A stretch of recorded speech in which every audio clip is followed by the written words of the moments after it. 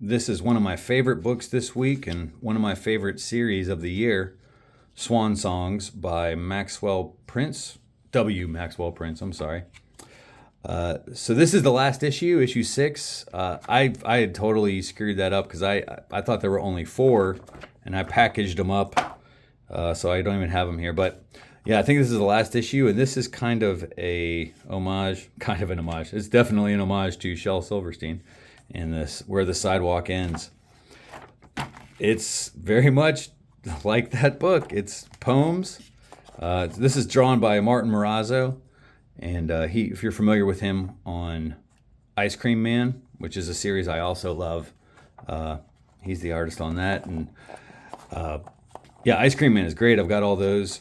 And this story actually ties into some Ice Cream Man mythology and lore, but it really is straightforward. A bunch of, illustrations and poems. Some of the poems are better than others. But what's interesting is there actually is a narrative here. You may look at this and say, that's not a comic, but there is a story that develops here. And it really is. It's very much like an issue of Ice Cream Man. Some of the other issues of Swan Songs, well, I guess I should explain the premise. The premise of Swan Songs is it's the end. It's a swan song of different things. Like one of them is about the end of life, death, and so that's somebody's swan song, or the end of a relationship.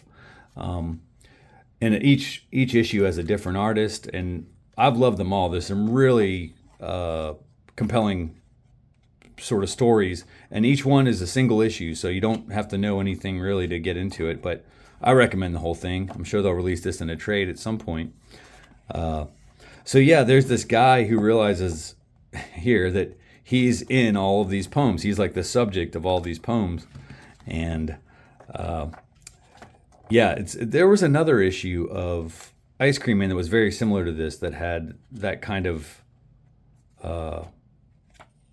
almost like spoofing a children's book, I believe, or I cannot remember the issue of it, but I really like this issue. Some of the poems are better than others, but I've grown to really like the way that this team packages their books. I mean, you can see here, it's just a really good looking, single issue. It's its own thing that you might miss out on if you wait for the trade. Each of these issues has its own sort of beginning, middle, and end.